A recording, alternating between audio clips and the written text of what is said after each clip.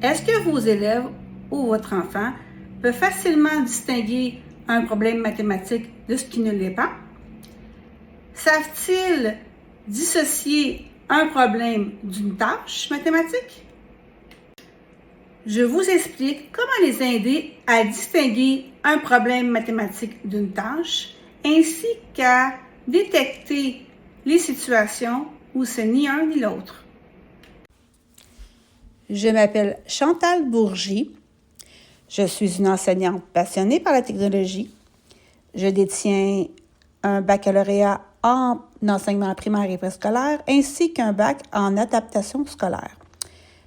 J'ai été auteure pour des maisons d'édition en conception de matériel éducatif et je suis propriétaire de la Matériathèque.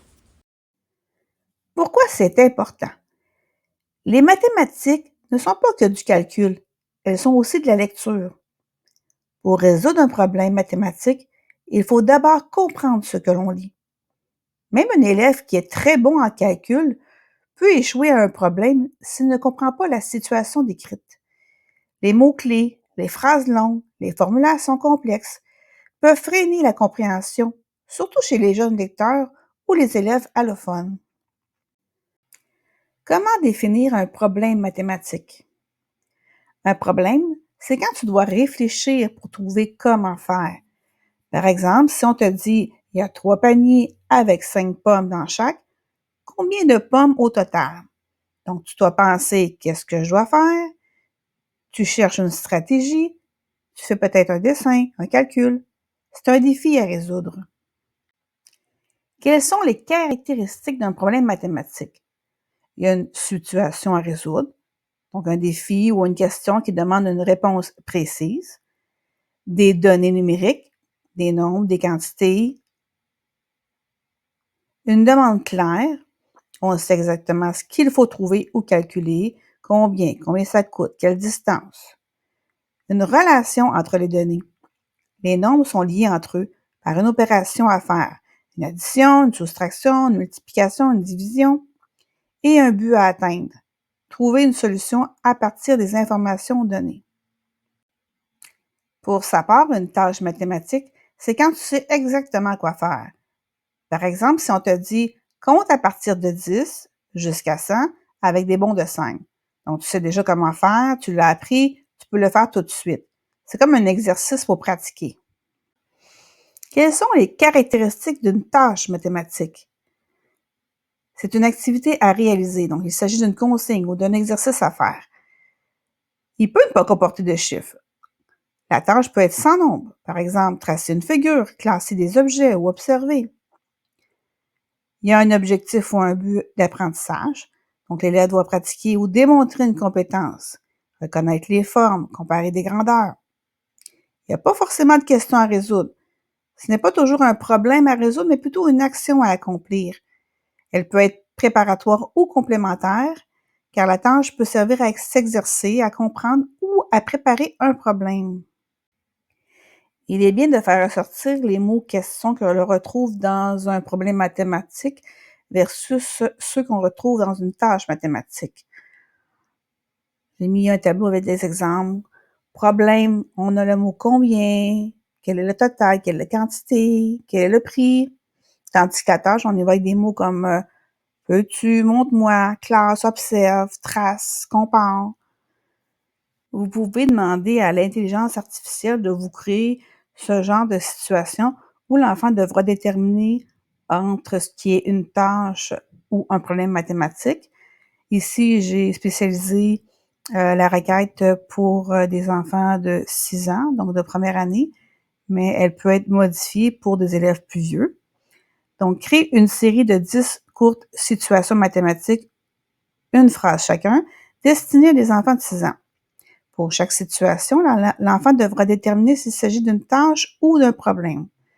Pour chaque item, indique la situation, courte, simple, adaptée au vocabulaire d'un enfant de première année, la bonne réponse, si c'est une tâche ou un problème, et une justification simple qui est adaptée à un adulte accompagnateur, donc l'enseignant ou le parent. Exemple de type de situation, compter des objets, lire un nombre, résoudre un petit énoncé, reproduire une suite, réfléchir à une stratégie pour obtenir un total. Donc, tout ça, ça peut être modifiable selon l'âge des élèves. Donc, vous pouvez consulter la progression des apprentissages pour spécialiser votre demande. Consignes supplémentaires. Donc, varier les types d'activités. Utilise des nombres entre 1 et 20. Donc, ici, les nombres peuvent être plus grands pour les élèves plus vieux. Évite le vocabulaire abstrait. Donc, j'envoie ma requête.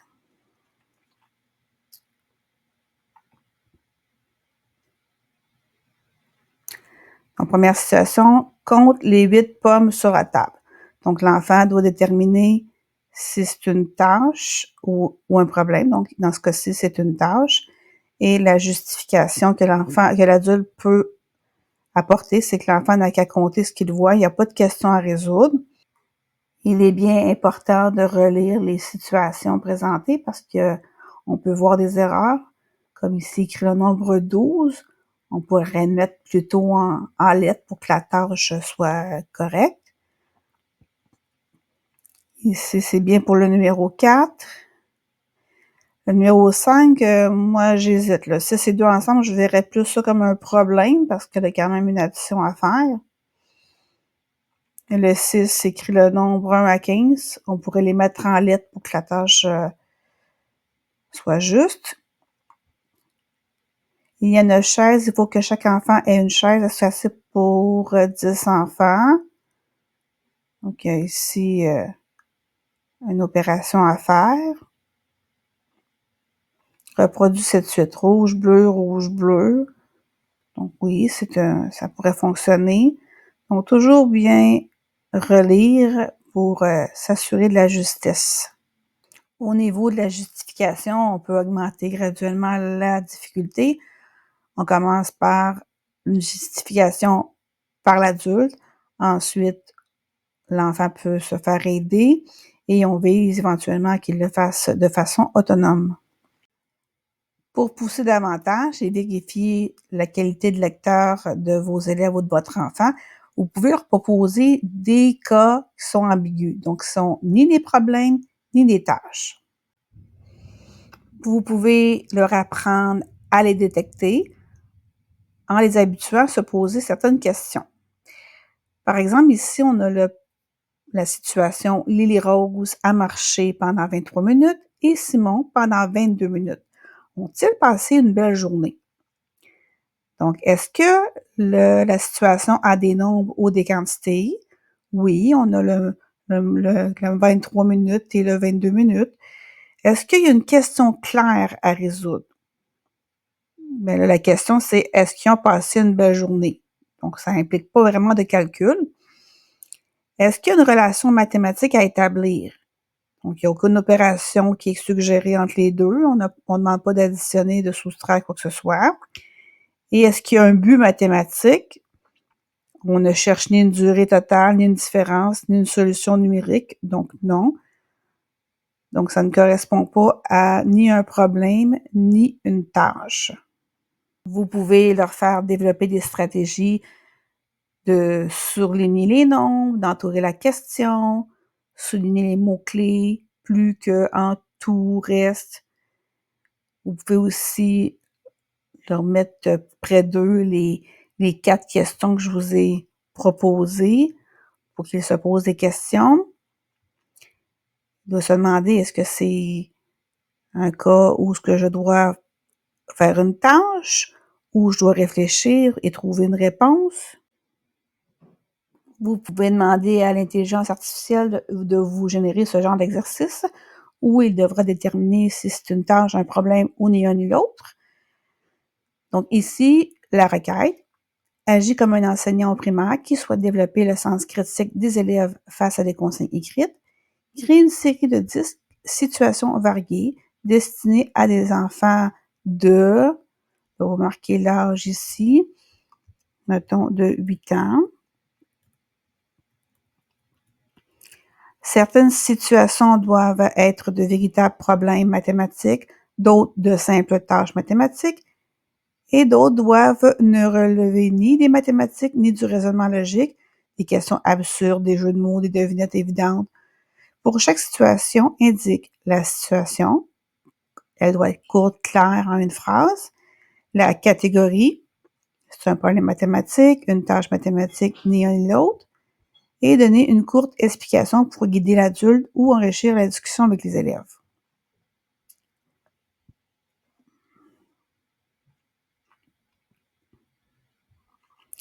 Donc, le premier, problème mathématique. Deuxième, une tâche. Mathilde a 3 pommes, elle en mange 5, combien lui en reste-t-il? Il dit que la question est absurde, on ne peut pas manger plus que l'on a. Donc, on voit ici, si la logique est présente chez les enfants. Entoure les triangles, une tâche. Ma sœur a 2 fois mon âge, j'ai 18 ans, quel âge a-t-elle? C'est un problème. L'intelligence artificielle pour faire des petits exercices individuels pour vos élèves. Mais je vous propose gratuitement, dans le lien, dans la description de cette vidéo, un fichier avec différentes questions où on demande si c'est une situation de problème ou de tâche mathématique et une place pour la justification. Donc, ça peut être fait en grand groupe pour travailler un petit peu la justification. Et il y a aussi des petites questions plus déterminées si c'est une question ou une tâche mathématique. Et vous avez la clé de correction. Et je vous ai mis aussi la fiche avec le questionnement à se poser pour bien déterminer si c'est une tâche ou un problème mathématique. En espérant que cette vidéo vous a démontré la pertinence de distinguer le problème et la tâche mathématique de ce qui ne l'est pas, n'hésitez pas à utiliser l'intelligence artificielle pour créer des activités personnalisées pour vos élèves ou votre enfant. Et allez dans la description de cette vidéo et cliquez sur la ressource gratuite que je vous ai présentée plus tôt afin de modéliser les apprentissages. Merci de m'encourager en cliquant sur le bouton j'aime et abonnez-vous pour découvrir d'autres astuces pédagogiques.